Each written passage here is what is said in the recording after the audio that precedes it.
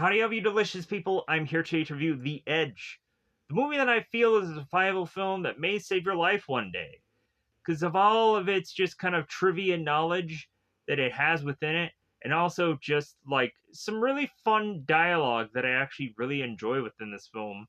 Alec Baldwin, I feel, is really fun in this movie at certain points, and we really just have a survival film that I think is one of the better ones. So, The Edge is to go on and have a movie that goes on and gives us stuff like They Died with Shame, and is to end up being about a film where a group of men go out onto an airplane and it crashes and they are left in the woods to then try to make it back to civilization. And once they try desperately to, they are met by this bear. And so this leads our characters then to be forced to face off against this bear and fight it and try to win. And then once it seems that the danger is to seemingly be wrapped up, the danger just continues to linger. We have Charles that is to be this very paranoid Esh-like character, as well as him being a savant that is to seemingly know too much about everything. And this guy, we have to draw conclusions as to be like, well, how far chess piecing ahead is he really throughout this film? To where Charles is going on and asking a friend of his, like, how is it that you're going to go on and try to kill me? And that just kind of leads us into this just kind of wonder of this film, to have that person turn to him and like, why did you ask me that? That just seems so weird. It's like, well, I'm sure you possibly have some motives, so how are you going to go about it? So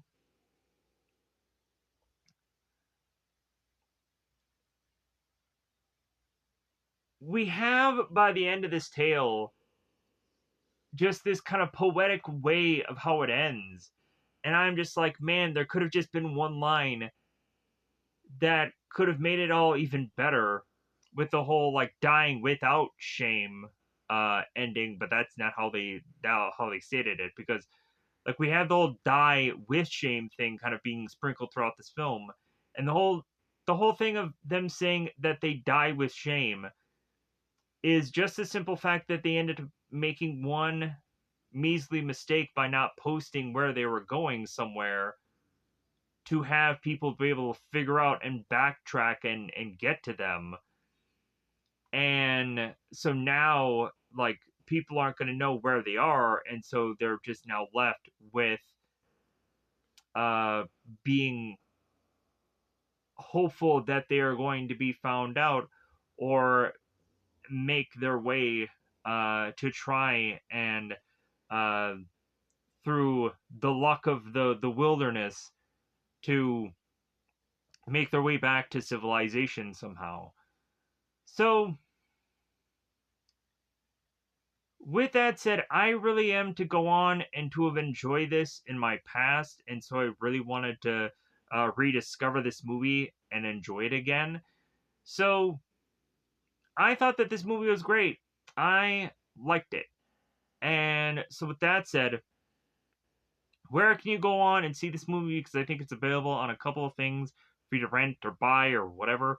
But I'm justifiably going to give you an app you can dare, in fact, watch this movie for absolutely free, called Moopzzi, Moopzzi. Rationally, I think quite oftentimes within my videos, people are to go on and to watch them fairly briefly. So that's okay, because logically within less than 5 minutes, I've gone on and kind of told you everything. Weirdly enough. So with that said, I think it's about that time to just rush into spoilers, because logically, I think I've kind of said everything that I've kind of wanted to get out here, and hope that I can remember how this movie all plays out within my mind, because I'm not going on and doing much of notes or anything like that with this movie. I'm just gonna go via really just memory in this one. just because I feel that this movie may not be like the huge cranking of views like all these other uh, wildly other videos that I've been kind of doing lately. Luckily, are or were or could still be. I don't know. I'm just kind of going with the flow here. I'm just kind of so happy that videos are actually getting views, regardless of what they actually really logically are. So, with that said, it's about that time to just go and do spoiler time and to break down this entire film from whatever I can really logically remember. So, because there's just a huge cranking of dialogue in this film, and this movie is also just fairly slow paced, and I'm just kind of worried or concerned about certain scenes that I might flip them or switch them. There's like obviously two in my brain where I'm like, I can't know exactly where they are, so I'm probably just going to talk about them and hope for the best. So with that said, I think it's about that time to just go into this movie and go into spoiler time. Spoiler time. It's about that time I'm going to spoil this movie. I'm going to pause this here. I'm going to go in and get into hopefully the cast list and just rattle off this film. I guess I'm just doing that a lot quicker than I thought I would. Um, Honestly, I'd gone on and just watched a film, as well as also I had watched WWE Backlash earlier today. So my eyes are just very tired right now, and so I'm just trying to rest my eyes. So logically, if you're just seeing me with sunglasses, like I easily get a lot of migraines, and I also just my eyes just get very tired. So that's why I'm wearing these. Goofily enough, it's not to look cool in a video because logically, how could I ever go on and do that? But let's dare in fact go into this film. So we have Anthony Hopkins' character Charles, who is to land this plane, and Mickey, Charles's wife, is to be by the plane, and there seems to be a mechanic that is to be looking at that direction and being like, man, I'd love to ride that. To where Charles is to overhear what the mechanic is to go on and state. Be like, well, excuse me, sir, can you tell me the context of what you mean by that? And because he's looking at his own wife, but he's also looking at the plane. And so the mechanic is like, oh, definitely I would ride the plane because, like, man, that is a high end plane. And Charles is like, oh, okay, well, thank you. So Charles, we find out, is very paranoid and suspicious man. So Charles is to go on and get foreshadowed by his plane crashing, as when Charles is to go on and talk to a person that is to speculate that there could be a possibility that planes could or birds could land in to the plane and force it to crash. That's inevitably what happens in this film. So Charles is to go on and have this book, which eventually he tells his wife later that he had been given as a gift, and he is to question to her of like, well, hey, like you know why I gotten this gift, right? And Mickey doesn't go on and answer. But so that happens a little bit later in this film. So Charles makes his way to this cabin resort of a place and meets a guy named Styles, and the two of them seemingly are hitting it off. They become the best of buddies, I guess. So Charles, we find out fairly soon in this film, is to be this savant, this character that's to know everything about everything. And so then it leads Styles to just be like, well, hey, maybe I can stump him. So Styles is to go on and have this oar of this boat. And it's like, okay, well, what is on this oar? And Charles rattles off that it's a bunny that is smoking a pipe because there is a panther on the other side of it. And sure enough, the answer is to actually be correct. And so Styles ended up betting him $5. It's like, all right, here's your $5. And so it's like, all right, you're breaking the bank there, you billionaire. Like, you got this $5, but hey, at least Styles ended up kind of honoring the deal. So they end up going on and talking about how the bunny isn't afraid of the panther. And I was like, man, this movie is just kind of very clever. So we have Styles that is to go on and alert everybody that there seems to have been some alertness of bears around these parts. So for anybody who's to ever go on and have an assortment of meals be put in place to make sure they are to try and contain it as much as possible, because again, that could have the bears just uh, get a big whiff of this meal and track the way back into their surroundings. So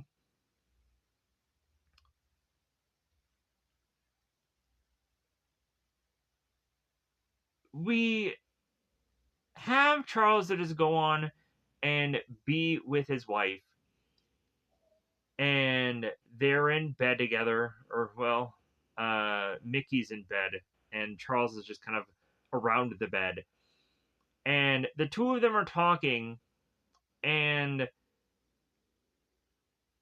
Mickey is to mention how Charles is the bestest husband ever, and he's to be an angel. All he's missing is the angel wings, and Mickey used to go on and ask Charles, like, well, hey, can you just go and get me a sandwich? Can you give me a sandwich, hubby? So Charles goes off and makes his wife a sandwich to then all of a sudden eventually open this door to then have this bear seemingly be face to face with him.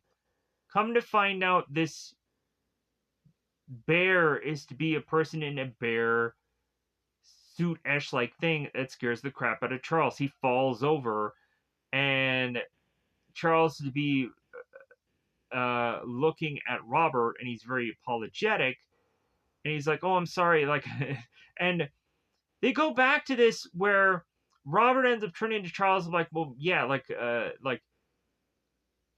it's very like amazing thing that you did, how you just kind of recovered from that whole like just fright that you got." And like the way that they just kind of bring that up, I was like, all right, like this is really good that they kind of reiterate like how like Robert like really respected how like Charles actually took that. So they put this whole thing together as a birthday party surprise of a thing. And so it's like, okay, cool. So Charles ends up going on and getting these gifts. He ends up getting this watch that has this engraving on it, and he ends up getting a knife from Robert, where he ends up having to give him uh, a coin because it's a whole superstition about like, well, hey, somebody gives you a knife, you give them a coin to balance things out. So come to find out, Robert is to mention how he had gotten this watch because it is to seemingly tell two different time zones, and he couldn't be bothered to have to adjust his watch consistently for 3 hours to know what time is in two different places. So we'll come to find that this watch is to have some importance later on in the thing, as Robert is to consistently tell people that his watch is busted, and this and that. So, because coming to find out a later aspect of the film, uh, Charles comes to find out that Mickey had made more than one purchase that day to get Charles his pocket watch, but then also to then get Robert's watch also and have an inscription upon that watch as well. So I think it was like for the knights is what was stated there. So because we come to find out that obviously Robert is having an affair with Charles's wife, and Charles turns to Robert. It's like, "How are you going to kill me?" And Robert goes on and is to talk to Charles at the very beginning, early stages, and like, "Why is it that you asked me that?" And then Charles goes into like, "Well, like I'm obviously a rich guy. I have a wife, and like you said that my wife is cute, so like so." But anyways, I'm getting way ahead of myself. So before we get to that point, we have the following next day where they're going into this photo shoot where Robert is trying to shoot Mickey, and Robert is to go on and find that Styles is to have this photo of this man, and Robert is just so fascinated by this photo to the point where he asks Styles, is like, "Well, like man, like that photo looks like it's been aged for years." And so Robert turns to Styles like, "How old is that photo?" It's like, "Dude, I took that last month." It's like, "Really?" Like it doesn't look like it at all. So they find this man, or they desperately need to find this man because of like, "Hey, if anything, we can take a much better photo instead of having to just use this model as this piece." So they try and track this man down, and they need to go on and take this plane to get to him. And so as they go on and track this man down, there's to be this bear trap that is to be put in place nearby. And so Charles is just seemingly alert the other people that are with him, like, "Well, hey, like, make sure you don't fall into this trap," because they didn't spot it right away, but he did. So that's foreshadowing for later on that these guys kind of need to pay attention to these bear holes. And that'll be kind of towards the really later part of this film. So they go on and they try and continue to find this guy, and so as they still do not get to him, they're like, "Well, like I guess we just have to like I guess we just have to realize that this is going to be like a really tough find." So they go back onto the plane, and here's where hits the fan. So, or in this case, the birds hit the plane. So these birds hit this plane, the plane goes down, the plane crashes, and now here is where, during the plane ride, Charles turns to Roberts like, "How are you going to kill me?" As Robert is to ask him about like, "Man, you really took that scare really good." And like, "Man, like you have everything about you. You're rich, your wife is cute, and and this and that." So Tor, of course, "How are you going to kill me?" is to be the reply here. So the plane crashes, and they're in the water, and these guys are going on and like scrambling. Robert is to go on and like try to get to the pilot. Then he realizes that the pilot is dead. So he just tries to swim out to just get for air, as Charles goes on and is to try and rescue Stephen by cutting him out of his seatbelt, and then have to eventually go on and perform CPR on him. But then he finds these flares, so like, man, like Charles is a freaking hero. Like, it seems like he can go on and seemingly breathe underwater for a very long time here. So they all get out, and so Charles goes on and performs CPR and revives Stephen. So Stephen's still alive here. Good for him. Not for very long, but he's going to be alive. So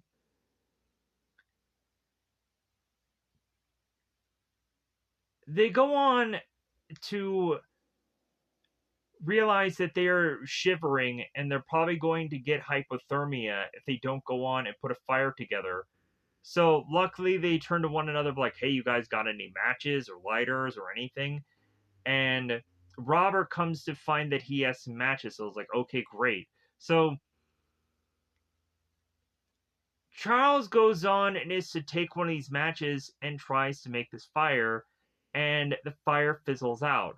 And so since they have these flares, Robert just decides to use one of the flares and make this fire. And Charles is turning to Robert. It's like, shouldn't we save those flares? We need a signal. And Robert is not thinking of that.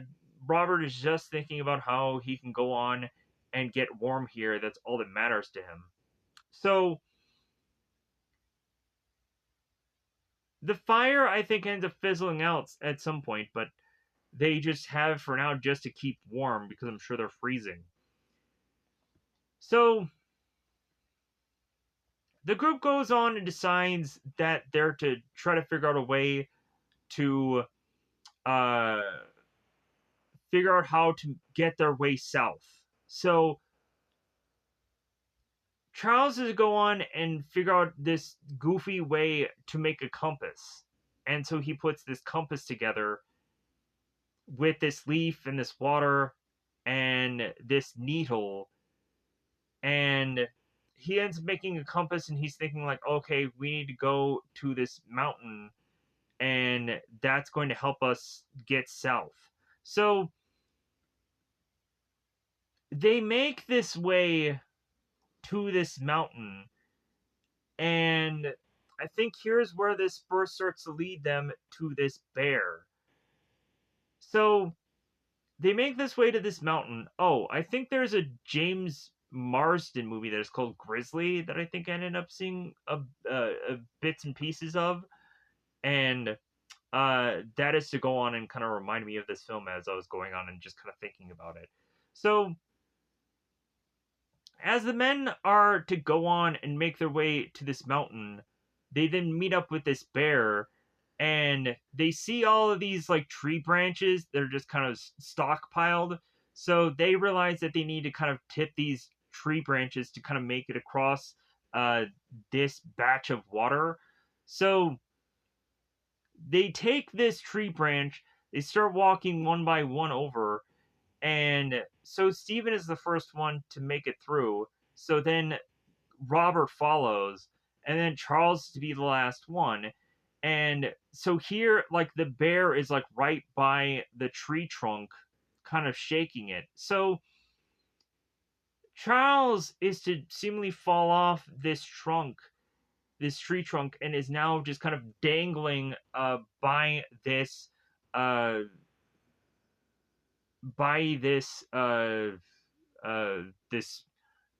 want to say the word purse, but it's not purse, it's a satchel. And so Charles is dangling here. So finally, further and further, the satchel slips, and so now Charles is starting to just float away here off this water. But Robert finds Charles's hand within the water, grabs him, and rescues him out of this water. And they then like continue to just make their way into survival. And Charles is thanking Robert because it's like, oh my god, you actually saved my life. And Robert is like, yeah, like you were there, like yeah, like it was the obvious thing to do. And so here is where then Robert turns to Charles like, you asked me about the whole uh why did you go on and ask me about the whole like why are you trying to kill me thing. and and Robert is looking at Charles like, no, there's no way I would go on and do that. But we kind of find out that it just seems the further and further they go on into this thing, Robert is really just using Charles because he's smarter than him to survive here, because he knows that like this is his best like strategy is to just keep this smart guy alive until he gets closer and closer to civilization, for then to just be like, okay, well, I guess I don't really need Charles all that much. But it's also kind of funny how like Robert mentions how like Steven is alive just because he wants to have a guy that lives that knows like what kind of coffee that he likes, and that I think was kind of funny. So so they go on here, and these guys go on, and they think that they're going in the right direction, and they end up just going right back in circles, right back to where they were. They find their same flare and their same camp, and they're like, fuck. So Charles ends up turning to now Steven, who is kind of almost at a point of breakdown. And Charles is like, you know what we should do? Steven, you go on and you make a spear and you fish that way. All right, okay. So Steven goes on, and Charles is to hand Steven this knife, and so Steven makes this spear. So they end up later on going to Steven, as he is to accidentally to have cut himself in the leg, and so Charles is bandaging him up and saying like, well, hey, like I think you have a pretty good shot at like surviving here. Um, if we just kind of keep your bandage pretty well kind of taken care of. So this is now late, pretty late at night, where Charles is telling uh Steven this. So they've gone on to just set up camp here, and man, like they have a pretty good tent going, and so Steven ends up talking to Charles here, and Steven tells Charles how he's like actually a really good guy, and like Charles thanks him, and like it's a really nice moment here that ends up horribly, as we end up having the bear enter. So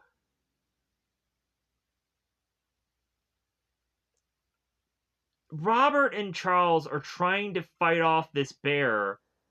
They're kind of throwing sticks at it, like trying to scare it away, but it's not going away. So the weaker out of the three is obviously Steven because of his hurt leg. So come to find out, Charles to realize that the bear is to smell the blood, and that ends up having the bear find Steven's leg and just start to ragdoll this guy around and start to eat into him and kill him.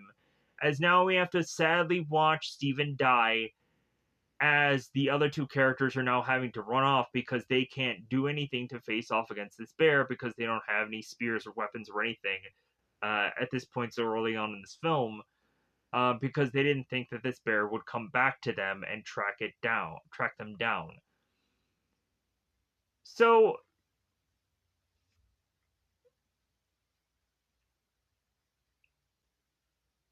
both Charles and Robert end up just kind of huddled together in this kind of very snowish environment, and I'm sure they're freezing at this point. And so we have Charles that turns to Robert, and I think as Robert is to start to break down and start to cry because he had just lost one of his friends, Charles is to turn to Robert and say like, how is it that ice can make fire? And Charles is telling Robert to like really think of it. And Robert turns to Charles like, dude, like right now, like I'm not in the mind frame to just like try and figure this out. So the more and more that they start talking, the more Robert is like, okay, like, now I'm just kind of curious. Like, what were you talking about before about the whole ice and fire thing? So Charles is to mention how like you can kind of reflectively get light, like kind of like a magnifying glass to like ants, how you can kind of reflect light to then burn ants. You can kind of go on and do the same thing with ice, I guess, to reflect and go on uh, and make a way to make fire. So it's like, okay, that is just kind of a cool, interesting technique. But Charles is to turn to Robert and say, like, well, hey, maybe there's a possibility that we may not have to go on and use that strategy at this point here. So Charles and Robert are to go on and continue in desperation to try and get out of this environment. And at one point, they end up seeing a helicopter fly by, and they try to like chase after it, and they try to run it down. But it ends up becoming that the plane doesn't see them from their vantage point of where they are, and so like Robert just kind of falls over, and the both of them are exhausted for having to run after this copter that or chopper that can't see them and obviously can't hear them because chopper. So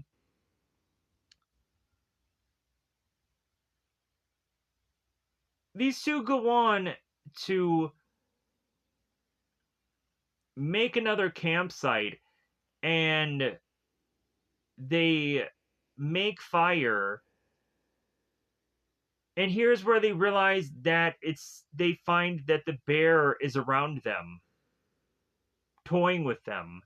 And so Charles is going on and having Robert like getting all these sticks together and circling around this campsite to maybe have the possibility of the bear kind of not wanting to go around the site just because of how much flame there is to be around it. So Charles ends up telling Robert that this bear is toying with them, that they have to go on and they are forced to face off against this bear because the bear is like it's toying with them, and we're gonna kill this mother effer, and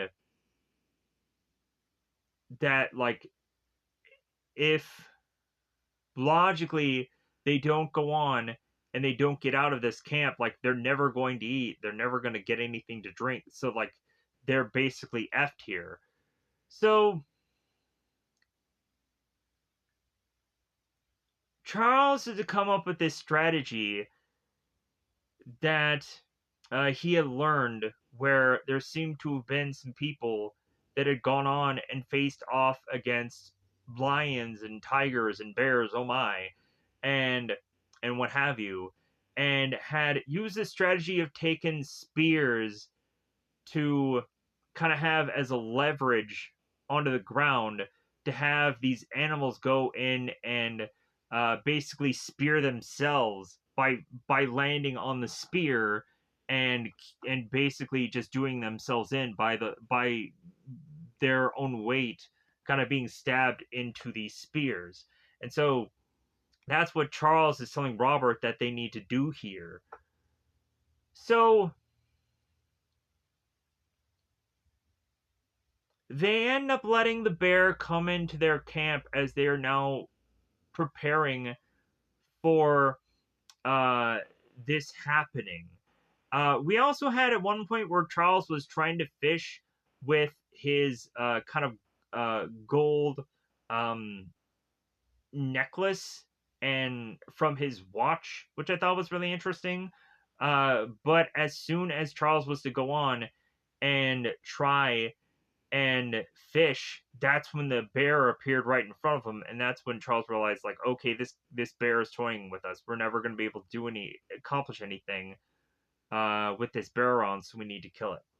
But so I need to just kind of get that out of my brain because that's what also happened in this movie. So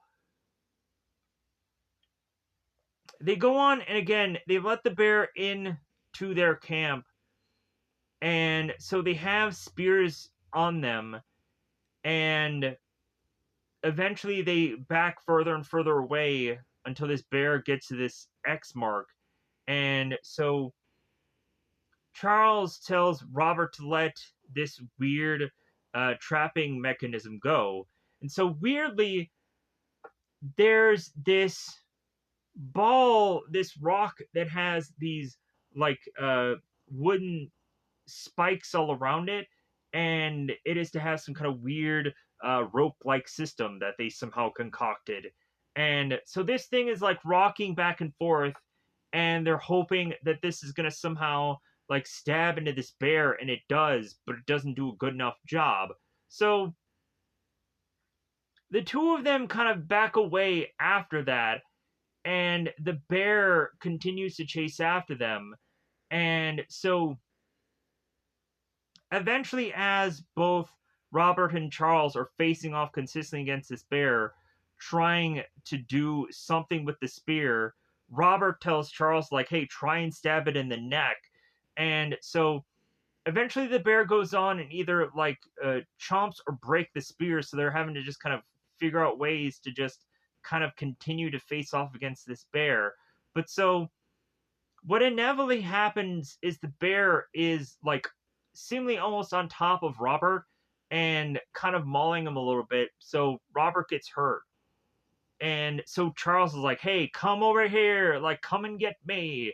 And so now Charles finally needs to go on and figure out a way to use, like, in between this this bit of gap. And so the bear lunges at him, and so like, all right, like you're gonna fall on this sword, you're gonna die here, bear, and that's what happens. So Charles is now having this bear lay on top of him, and Robert is to kind of pull the bear off of Charles, and so they go on to then make bear meat. And Robert is like, man, it would be great if we had some salt on us. It's like, really? Like, I'm sure you could probably just find salt water and figure out a way to just dilute that or something. Um, but weirdly, Charles to say it's like, well, hey, yeah, like, gunpowder is a good way to just make a good bear meat, I guess. So it's like, all right, just weird fact. So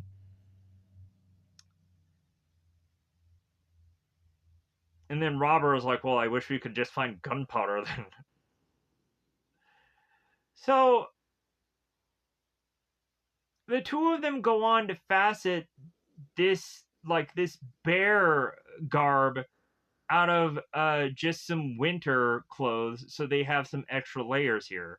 So they continue to make their way through this environment, through this biome or whatever, into the winter, and this goes on to land them into this spot of this cabin where they are realizing that whoever is to be within this cabin hasn't been there in quite a good while. So they start taking apart certain things that they can go on and use here. Like Charles ends up finding this pot where he can make some possible tea, and Robert ends up finding this liquor and this rifle. Uh, yeah, I think it's I would assume it's a rifle or a shotgun or something like that. I'm gonna go with rifle because that just sounds better in my mind. So Robert is going on and loading this rifle and drinking this booze, and so Charles is like, "Well, hey, like, aren't you kind of excessively like using like this person's resources?" And Robert is like, "Well, I'll send him a check." So Robert is loading this gun, and Charles is knowing what's all going to happen next. And so Charles is turning to Robert. It's like, you really are going to kill me, aren't you? And Robert is like, well, yeah, I still am. Because now, like, Charles doesn't have any use for Robert now, so it's like, I definitely am going to kill you now. So, as well as also Charles had to find out about the whole watch thing and the engraving, and Charles realizes, like, well, yeah, like, his wife was having an affair with, with Robert. And so, Robert has Charles make his way to this outside to go and gun Charles down, it seems. Charles had gone on and kind of went through this location prior and kind of felt out the lay of the land.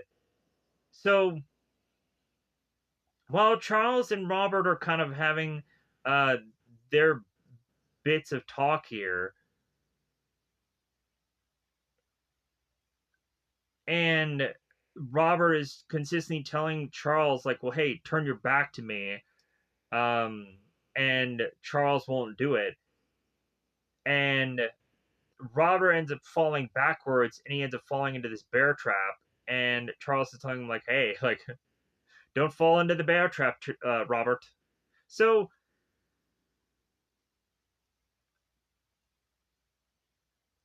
poetically, like, Charles should go on and just let Robert die here. Because it's like, well, hey, you uh, were willing to just leave me to die. So, like, I should go on and share with you the same sentiment. But no, like, Charles goes on and is to help Robert out of his trap and goes on to then put a belt to Robert's leg and is trying to take care of him. And Robert turns to Charles like, you know what, I know why you're trying to keep me alive is because you only have, like, you really don't have any friends. And Charles is like, well, yeah, that's true, because Charles is rather dense and also he has no real imagination, it seems. But so but but Charles is just keeping this guy alive.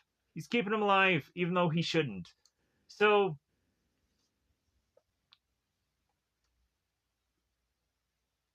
Robert turns to Charles and is to tell him that Mickey didn't really have much of a clue that Robert was going to kill Charles.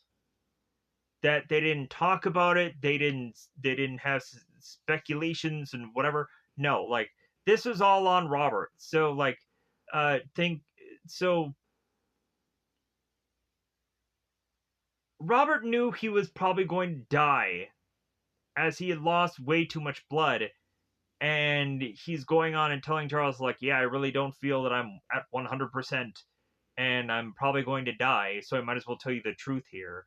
So Charles is to thank Robert for this sentiment, and by the time that there finally is a helicopter that comes flying by, and Charles to wave them down, as well as also had this kind of smoke screen kind of going here.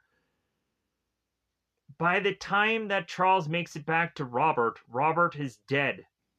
And he kind of checks his pulse, like, yeah, he's definitely dead. So Charles gets onto this helicopter and is sent back to the cabin. And so they have that bit of exchange of, like, the panther and the rabbit kind of thing that they said earlier. And then Charles is to be swarmed with all of this press. And they're to go on and ask him about how his friends had died. And so throughout this movie, it was to be like they died with shame. Tell me about that whole thing again. Yeah, they died with shame. They, like, 3 times they said the whole died with shame thing, and I loved it. But yeah, I was like, okay, like, so at the end, like, they died without shame, right? No.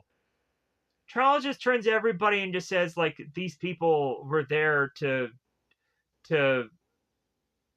to keep me alive. And like that was just the way that this movie ended. And I was like, all right, okay. So we also had to assess that maybe like uh Charles was to probably rethink his life by having Charles like poetically give Mickey that watch and just be like, "Yeah, I know that you freaking cheated on me."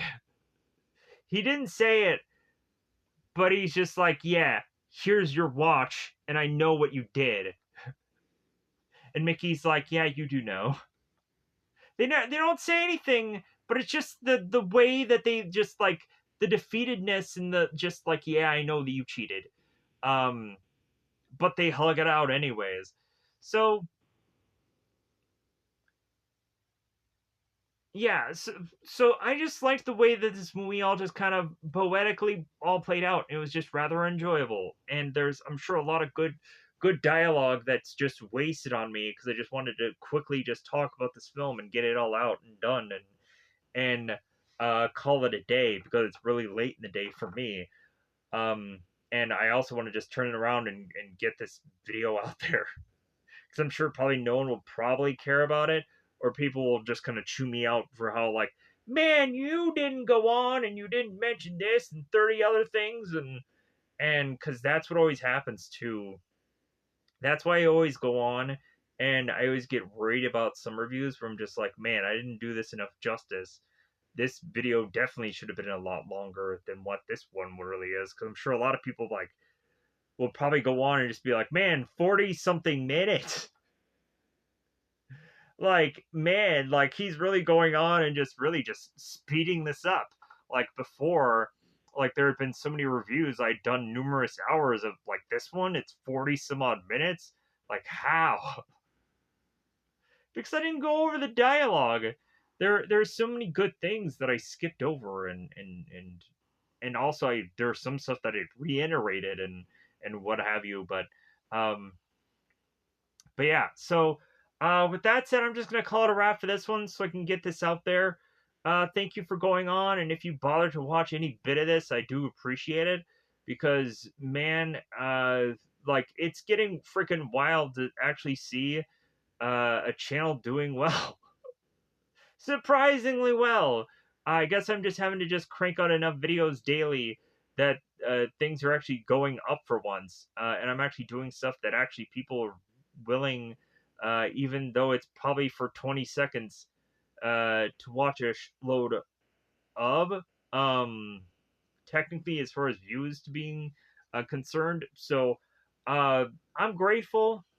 I appreciate and fortunately, for me, I can go on and find load more movies and shows to figure out what to do in the future because I'm like I my cup runneth over for how much that I can go on and talk about. I want to go on and eventually finally see Scarface for the first time because I've never seen that movie fully.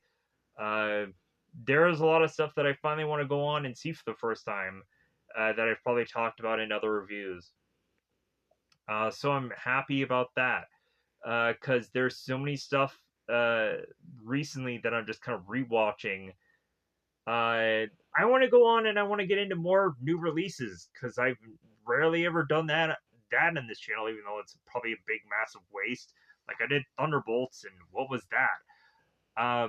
I eventually want to go on and I want to do Until Dawn, but the Until Dawn version that is currently existing is not a good version of it, so I probably am gonna have to wait till that comes out on some kind of premium thing somewhere, so I can get a good quality HD version of Until Dawn, and then that's when I'll actually review the movie because I want to see that film because I'd played a good chunk of that video game, and so I actually want to see how the movie plays out. Um, it seems soon that there is a movie that I wanted to see when it was in theaters. Like it's coming to Netflix soon, so I'll probably check that out. I think it's the Hard Eyes movie. But anyways, I'm going to get out of here so I can go on and put this movie out because the longer I know that I'm going to go on and just be mouthing out here, the more tired I'm going to get. So, with that said, I'm going to get out of here. Thank you for going on and watching this because you probably didn't get to this point. You're probably just like, yeah, I have no interest in this kind of movie. Click. And I get it. I don't blame you. Um, that's the problem with a variety channel like this because like I can't just go on and do variety at all on this channel just because one I like it that way, but then also it's to my own detriment. Like I can't just go on and just do one uh topic and span the crap out of that. But also like if you kind of look at the just the pattern of stuff that I've been doing lately, you would probably just like, yeah, like you definitely are just kind of going and doing one kind of movies, one kinds of movies that are not all great and good and whatever, but like this one I enjoyed. So I'm gonna get out of here. Goodbye, everybody. Goodbye, everybody. Maybe I may go on and do movies like Uncle Buck. Who knows? No one cares. But anyways, goodbye, everybody. Goodbye, everybody.